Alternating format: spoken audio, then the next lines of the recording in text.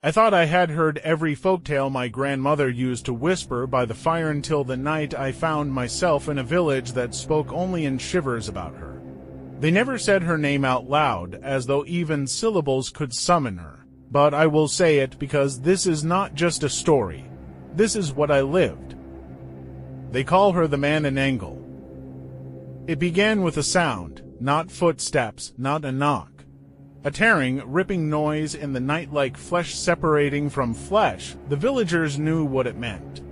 Windows slammed shut, lamps extinguished, prayers mumbled through trembling lips, and me. I was the stranger who didn't yet understand that when you hear that sound, you run. I saw her silhouette before I saw her face. A woman's body, but split in half, her upper torso lifting itself into the air, wings stretching wide like a bat black against the moon. Her lower half stood abandoned on the ground, waiting, while the rest of her took flight. And then she turned toward me. Her eyes burned with a hunger older than the village, older than the land itself. And in that moment, as the wind of her wings knocked the breath from my lungs, I realized why they never spoke her name aloud. Because once she sees you, she never forgets. The village was silent to silent. It wasn't the kind of quiet you get when everyone is asleep, no. This was the hush of people holding their breath, pretending to be statues, terrified that even the smallest sound might betray their existence. I stayed in a small wooden hut on the edge of the rice fields. The air was heavy, pressing down on me, carrying with it a faint smell of iron. I couldn't shake the thought that it wasn't the soil or the crops I was smelling. It was blood. Somewhere out there, wings beat against the night. Slow, steady, deliberate. Not the frantic flapping of a bird, but the controlled glide of something that knew exactly where it was going. I thought maybe I was imagining it until the roof creaked. Not from wind, not from rain, from weight.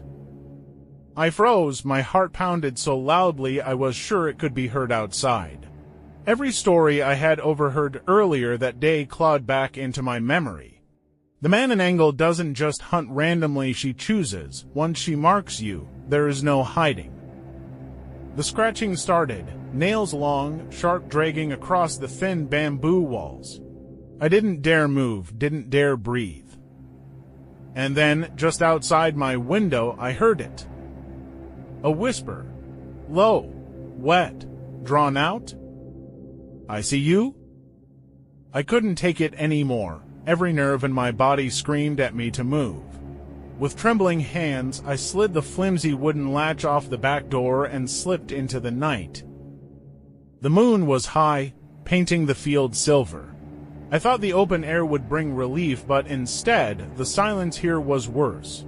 Every rustle of grass, every chirp of a cricket sounded like a countdown. I forced myself to keep walking, faster and faster, until my footsteps turned into a run. The village huts faded behind me, swallowed by the shadows of the forest.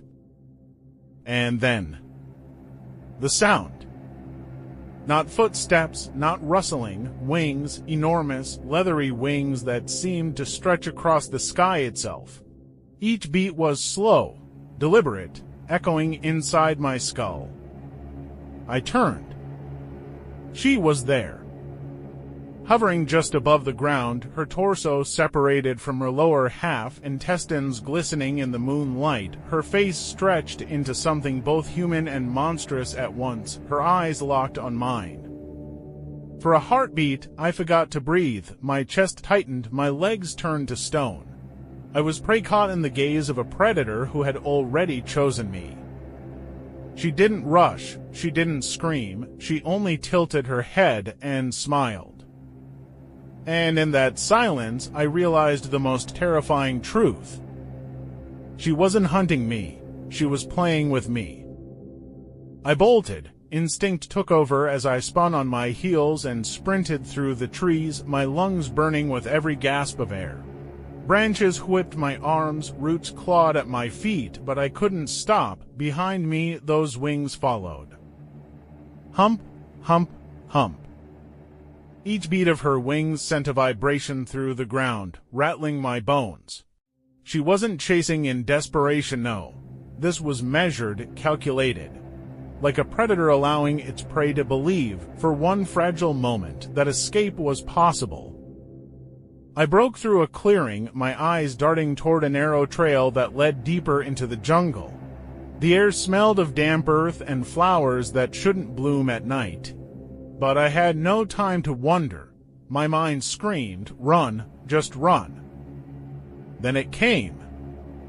A shriek, not human, not animal, a sound so piercing it cut straight into my chest, shattering thought.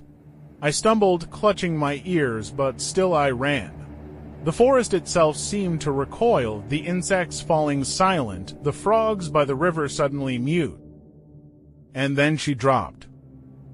One moment the sky was clear, the next her shadow eclipsed the moon. She descended, wings folding inward, landing just a few paces ahead of me. Her upper body twisted unnaturally as her hair fell across her face, those eyes glowing faintly with hunger. I froze. She wanted me close, she wanted to savor this. My mind scrambled for options. Fire. Old stories said fire was the only thing that could drive her back. But I had nothing, not a torch, not even a spark. Just bare hands and the weight of hopelessness pressing against my chest. I backed away, step by step, heart hammering. And then, in one horrifying blur, she lunged. Her claws slashed through the air, grazing my shoulder, tearing fabric, leaving the sting of blood beneath my skin. I staggered, falling onto the wet ground. Above me, she hovered, those wings spreading wide again, filling the night with their dreadful sound. Her breath hit my face, sweet, metallic, wrong. For a moment, I thought it was over. But then a sound. A bell, faint, distant, coming from the village. Midnight prayers, the old ritual, the one the villagers still performed without fail. She hissed, a low, guttural noise, pulling back as if the sound burned her. Her wings snapped wide, carrying her upward into the trees, vanishing into the canopy with impossible speed. I lay there, shaking, staring at the dark sky where she had disappeared. My chest heaved, my body screamed in pain, but one thought carved itself deep into my mind. This wasn't survival, it was a delay. She wasn't finished with me. She was just waiting for the sound of the bell to stop. I stumbled back into the village just as the bell's last echo faded into the night. The sound had driven her away, but the silence it left behind was far worse. It was the silence of a predator waiting, listening, biding its time. The villagers gathered quickly, their lanterns glowing like fireflies in the dark. Faces pale, eyes wide, they didn't even need me to explain, they could see it in my trembling body, in the scratches down my arm, in the terror I couldn't hide. One of the elders placed a hand on my shoulder, his grip surprisingly strong for his age. "She marked you," he whispered, his voice heavy with dread. The words hollowed me out, marked, not attacked, not frightened, marked, as if I were already claimed. That night, they brought me into one of the huts and sealed the windows with branches and herbs. They whispered prayers in a dialect I didn't fully understand, voices trembling as they chanted. I tried to believe their rituals could hold her at bay, but deep inside, I already knew the truth. She wasn't gone. I could feel her. The hours crawled by, the shadows lengthened, and exhaustion began to drag me under. But just before sleep could claim me, a sound pulled me back.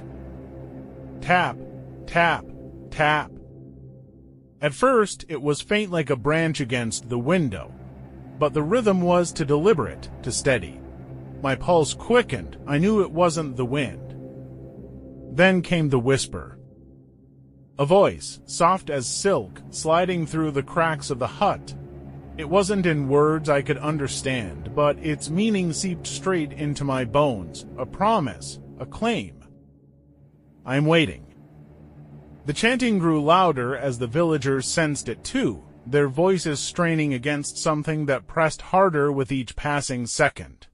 My heart thundered in my chest. I wanted to scream, to run, to do anything, but my body refused to move.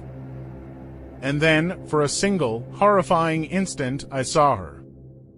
Her face appeared in the window, pale and beautiful, framed by hair that floated as if underwater. Her eyes glowed with hunger, but behind that hunger was something worse: patience. She could wait. She had waited for centuries. What was one more night? I shut my eyes tight, but the image burned itself into my mind. The villagers threw more herbs on the fire, the smoke choking the room, filling my lungs, but it didn't matter, because even as her face faded from the window, I could still hear it. The sound that would haunt me forever. Hump, hump, hump. The beating of her wings, circling the hut, keeping me awake until the sky began to pale with dawn. Only then did the noises stop. Only then did the air feel less heavy. But I knew it wasn't victory.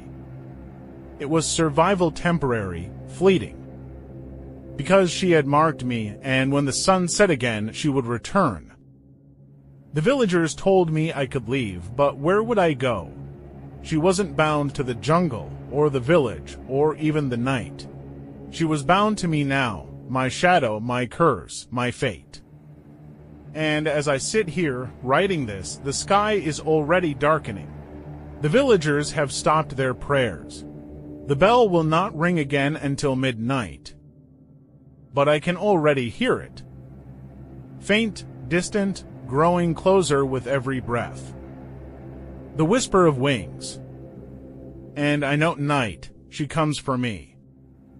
If you thought this story was chilling, just wait, there are even darker legends waiting to be told.